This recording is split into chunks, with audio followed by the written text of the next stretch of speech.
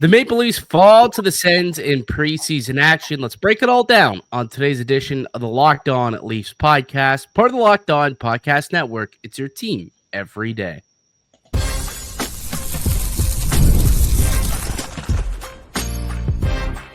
You're Locked On Maple Leafs, your daily podcast on the Toronto Maple Leafs, part of the Locked On Podcast Network, your team every day.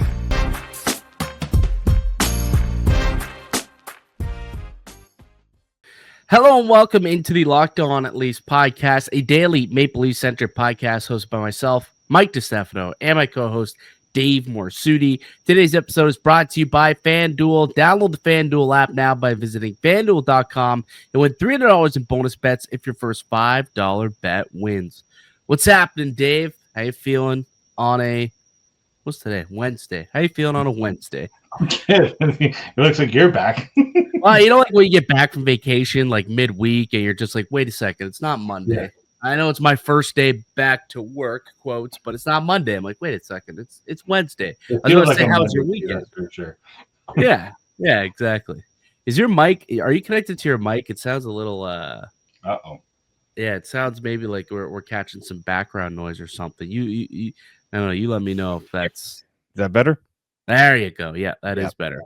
That is definitely the wrong mic. I pulled a U for a change. Yeah, exactly. Who's come back from vacation now? Huh? Who's come back from vacation now? Well, I'll tell you what. I'm really upset because I'm back from vacation, but I'm somewhat ill prepared for the show because I literally I was in BC. I was out in BC visiting some friends, and it was a great weekend.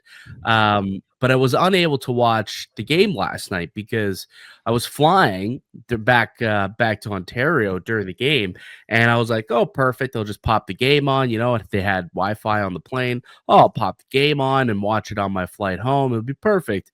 So I log on to my TSN app. It was a TSN broadcast. Go to TSN4, and this game is not available in your region. It was a regional broadcast, and because I was not in my home region, I was in BC, I was not able to watch the game. I was really upset. Like my whole plan all day was like, all right, perfect. We're going to enjoy our final day here in BC. We went out in the morning, grabbed a coffee, grabbed lunch, then went to the airport. And then I kind of settled in, and we left at about 4 o'clock, BC time, which is 7 o'clock, our time here in Ontario, Eastern. So it's like, it's perfect. I get on board, log in, watch the game, boom. And nope, I was unable to because it was regionally geolocked to only Ontario. So I was unable to watch the game yesterday, and I was not too happy. So, I'm going to be forthcoming. I obviously saw the highlights, and I went and checked the game score and all that, but going to rely a little bit on you, Dave, to tell us what the heck happened. Leafs lose 3-2 in overtime to the Ottawa Senators. They're up 2-0, and then Sens score 2 unanswered in the third period. They bring it to OT where they're able to win that game. What happened? The Leafs looked pretty good through 2 periods. They were getting the majority of the scoring chances. Dennis Hildeby was pretty rock solid against the really, the Sens didn't have their A squad, but there were some A squad players playing in this game. And then the third period, it felt like kind of the Leafs took their foot off the gas a bit. The Senators were getting a good amount of chances. But it really came down to a late penalty in the game where Ottawa was able to go 6-on-4. And, obviously Zetterlund also scored that shorthanded goal, which kind of gave Ottawa life. But the 6-on-4, then Pinto just, when you have that, not only an extra man, but 2 extra men on the ice, it made it kind of a tough challenge for the Leafs defense in front to really, stop, put them in a position to try to close out the game. And so, it just kind of felt like the third period, the Leafs kind of got away from what was working for them early on. And man, that OT, they didn't want to stick around very long, Ottawa. That ended pretty quick. It ended a lot quicker than I Yeah. expected. But Yeah, 16 seconds into overtime, Pinto scored to end the game. yeah, that was Yeah. that was a pretty we're done here, guys. Yeah. Yeah. I mean, it's preseason, so it doesn't really matter. The results don't matter. It's, how did they look, right? What did it look like? And as you mentioned, for the first, 2.5 periods, it looked pretty good for the Maple Leafs. Auston Matthews got on the board. Nice little wrist shot. Just a little, and it's good to see, right? Like, a lot of people worried about what Matthews is going to look like without Mitch Marner. I mean, Matthews still could shoot the puck, right? Now that he's healthy, right? No wrist injury, no back injury that we know of, I guess. He can still rip it. And he had a nice little flick of the puck last night to get the scoring going. What did you make of Matthews last night? Yeah, I thought that line was pretty good. Like him, like Matthew Knies especially, like that guy's gonna be so good this year. He like the way that they're able to hound and pressure defenders to make turnovers, to create turnovers. They're so hard to stop because they're just big. They're like their size makes it so difficult for them to defend. I thought Auston Matthews looked pretty good. Yeah, it didn't look so good in OT on the Shane Pinto goal. He kind of allowed Pinto to get speed and positioning on it. But I thought for the most part they looked pretty dangerous. I thought Michelli, looked pretty good alongside them. Would have made a really nice pass to Matthews, this kind of spinorama to the back post. Didn't really connect at the end there, but I do like there's a bit of creativity. There's urgency, especially in the offensive zone. Defensively, a little bit of work that needs to be done. There's just some communication thing that I think that needs to be worked out there. But all in all, I thought I liked what I saw from that line, especially Matthews. Well, that's good, right? It's still early, right? Still early, but seems like they're trying to build that chemistry. And with Domi still out, that's kind of the opportunity that Matthias Michelli has to prove to the team, prove to the group that hey, I can do it. I can play on that line. I can play with those two players. And he assists on Matthews' first goal, and I think he assisted on the McMahon goal as well on the power play. Yeah, both him and Easton Cowan got an apple on the power play goal by Bobby McMahon. Little PP2 goal action there. All right, let's take a quick break. We'll come back. Dave, you let us know who the 3 stars of the games were, and then we'll get to the news and notes surrounding the last couple of days and everything you need to know about Maple Leafs training camp. We'll get to that and more next on the Locked On Leafs podcast, part of the Locked On Podcast Network. It's your team every day. The NFL season is here, and FanDuel is making sure you're ready for kickoff with a can't-miss offer. Right now, new customers can bet just $5. If your bet wins, you get $300 in bonus bets to use across the app. I love using FanDuel. It allows me to bet however I want, whether it's player props, building a same-game parlay, live bets, even futures. It makes every game more exciting, whether you're watching your favorite team or just keeping an eye on your fantasy lineup. It's quick, it's easy, and the best way to add a little more energy to those Sundays. So are you ready to play? Download the FanDuel app now by visiting FanDuel.com to get started. That's FanDuel.com to place your first $5 bet.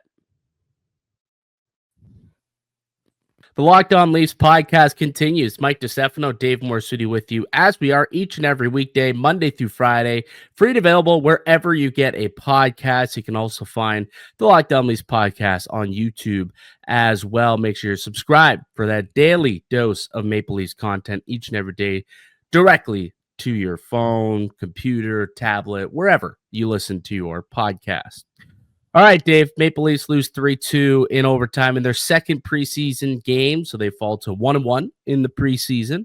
Who are the 3 stars of the game, Dave? Well, I guess, yeah, good, bad, I guess it'd be the good, the bad, the ugly. I'm still in preseason form too, I guess. The good, the bad, the ugly from that game, because for those who are new, when they win, we got a little 3 stars action. But if they lose, it's a good, bad, and ugly from the game. So that's going to be the method going forward. So that's my bad. Still in preseason form for myself here. It would have been a 3 stars. It should have been a 3 stars. It should have been. You're right. It definitely should have been a 3 stars. But the good, the bad, the ugly. What was good about last night's game, Dave? I'll spotlight Easton Cowan. I thought I thought he looked better offensively in this one than he did the other night against Ottawa. Again, he's playing against more NHL ready players, right, than he was the other night. So a little more offensive opportunity, getting some power play time. But Craig Berube even said he liked his simplified game. He's doing all the kind of the little things you want to see. Do I think now he's putting himself in a better position to make the team? I think it's still premature to think that way. I think he will still need some time with the Marlies to get himself some seasoning and play some meaningful minutes. But I've been encouraged by what I've seen from Easton Cowan so far. Yeah, Easton Cowan's stat line finished with an assist, 4 shots on net, 3 hits, a block in 13 minutes and 47 seconds. I kind of want to see that time on ice bump up a little bit. Like if you're going to give Cowan a legitimate opportunity to prove himself, and maybe they're not, I suppose, you would like to see him playing at least 15 minutes in these preseason games. Like, am I wrong there, or no? You're not wrong. And yeah. Like, unfortunately, you talk about the shots on goal. There should have been a shot on goal that went wide. He had a great opportunity off a nice feed from Scott Lawton that just didn't. He just wasn't able to bury it. And so, yeah, I'm trying to remember how much he played in the first game. I think it was rough. I think it was like maybe a minute more. So yeah, he's not getting a full complement of ice time to really show everything he can do. I'm sure that also has a little bit to do with who he's playing with. He hasn't really played a lot of top six. That's so true. I'm kind of hoping that you give him a chance to play with like a Nylander Tavares, like give him a chance on that line just to see if he can handle that sort of thing. Because we don't know. At some point he may be called upon to do that, and so this is the time to see how much you can throw at him and how much he can handle. Well, that and like we know what it looks like with Bobby McMahon on that line. Like we saw it last year for stretches. So like let's see if Cowan could create some chemistry there and maybe surprise. So but so far he's been kind of limited to a bottom 6 role. We'll see if that changes moving forward. The bad Dave, what was bad about last night's game? I didn't care for the shorthanded goal. Easton Cowan was a little guilty on not having proper positioning and kind of losing Zetterlund on that. They've got to shore those things up. Especially when you're out there on the power play, especially power play 2, you can't be fault to having be in the minus column on those plays. So I mean that still needs a little bit of cleanup, but that's what got the Senators back into that game. Obviously, preseason, I don't care too much about who wins or loses.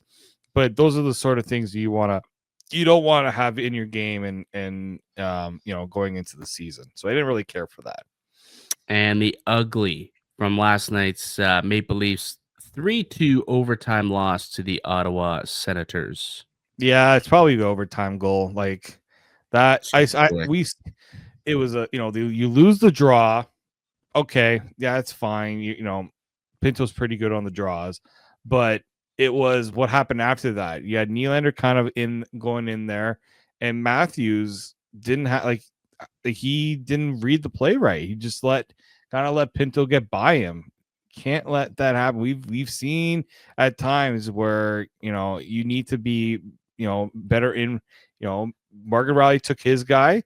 Matthews has to get the forward that's trailing in, right? So, for it to happen 16 seconds in, I didn't really care for that. I know, again, I don't care about the wins, losses, but that one right there, you can't let you have to have a little bit of a better effort there from the captain.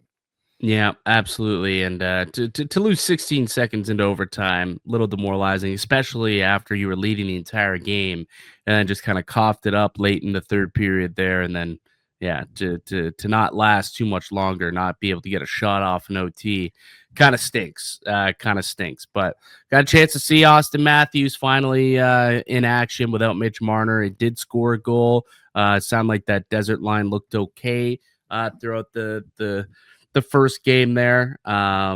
It's nice to see that he played 21 minutes, 38 seconds, 8 shots on goal for Auston Matthews. So not afraid to shoot the pill last night. That's for sure.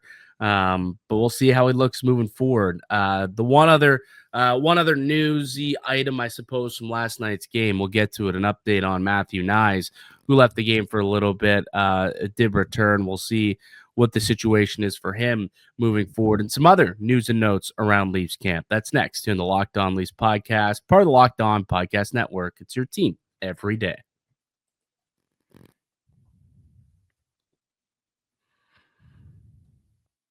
Welcome back into the Locked On Leafs podcast. Mike DiStefano, Dave Morassutti with you, as we are each and every day on the Locked On Leafs podcast, free and available wherever you get a podcast. New episodes coming out each weekday, Monday through Friday. So I was following along on Twitter, right? As I said, I couldn't watch the game, but I was kind of trying to follow along on Twitter, and I see a couple tweets come out. Oh no, Knies is hurt. Matthew Knies goes to the locker room. And I was like, you've got to be kidding me. Like, we are not starting the season off with a Matthew Knies injury. Now, he did return, Dave. He did return. But were you also holding your breath when you saw Matthew Knies was I guess taken out of the game for a little bit? Yeah, when I initially saw him go down, I'm like, I'm hoping like it was just like a little thing. He's able to get up.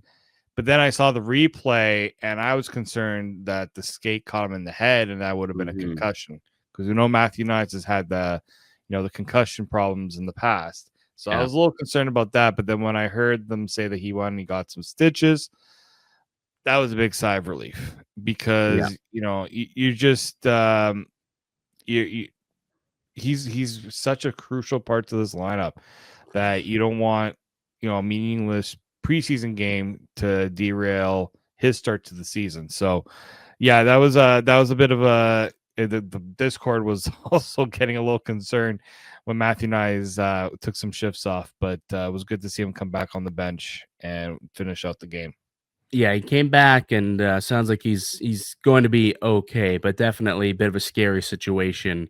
I guess taking like a skate or taking a boot to the head, just kind of got tripped up and went into Auston Matthews' legs, took him out from underneath, and there was some contact there to the head, but it looks like he's okay. So that's good. That is positive news, because that is one of the few injuries that the Maple Leafs certainly could not afford is Auston Matthews. Some other news and notes, injury-wise, looks like Simon Benoit could be returning fairly soon. Dave, what's the latest there? Yeah, he's been out for good. It's Saturday. They announced that he was dealing with the lower body injury, and we haven't seen him on the ice really doing anything since. But Craig Berube made it known that they're not really concerned about upper body injury, not lower body. That it's not believed to be anything serious, but it has been 5 days since he's participated in camp. So something to kind of keep an eye on, because OEL last night played, I believe it was with Matt Benning in this one. So there's a bit of a drop off in terms of who your 6, 7, 8 guys are. So I do hope that we get to see Benoit soon. We get to see a healthy blue line, because this blue line has it was Danford last night. Why am I thinking it was Benning? Yeah. Danford. Which, hey, good for Ben Danford. He's getting some significant gameplay. Yep. He's looked actually pretty solid, I will say, for a young defenseman. He doesn't look too much out of place, but be nice to see Simon Benoit try to get himself back into this into camp sooner rather than later. Yes, would love to see him there. And Joseph Woll left camp to attend to a personal family matter. Do we know when he's expected to return to camp? But no injury. That's good. He's not there, but it's not injury related, which obviously, when it comes to Joseph Woll, you always hold your breath whenever he's not around, thinking like, uh-oh, what's going on? Sounds like it's just a personal matter that he's attending to, a family emergency, and he should be back at some point here. Yeah, because he had an illness on the weekend, and so I didn't get into. I don't know if the plan was for him to play on Sunday in the preseason opener, but Yeah, it was kind of like there's no determined timeline for return. Matthew Knies kind of said, we're all kind of looking out for him and wishing him the best. It makes it seem like, yeah, this is a real family situation. I know some people always have to wonder if they're being totally upfront with everything, but I don't think there's anything to that. I mean, it's training camp. He's been participating. Hopefully whatever he's dealing with, family is okay and he'll be back sooner rather than later. Yeah, absolutely. So we wish Woll and his family the best for whatever is going on. We don't need to speculate on what's happening with Joseph Woll. If he wants to tell us when he returns, I'm sure he will. And if not, that's okay. It's a personal matter, anyways. All right, Dave. I think that's going to do it for us here today. A little short and sweet update from last night's game. Thank you to everyone for listening and supporting the show. You can subscribe to the Locked On Leafs podcast on all platforms and receive daily Leafs content. Follow myself on Twitter at Mickey_Canuck. Follow Dave at D_Morassutti and follow the show as well at Locked On Leafs. We'll be back with another episode for you guys tomorrow. But until then, keep it locked right here on Locked On Leafs.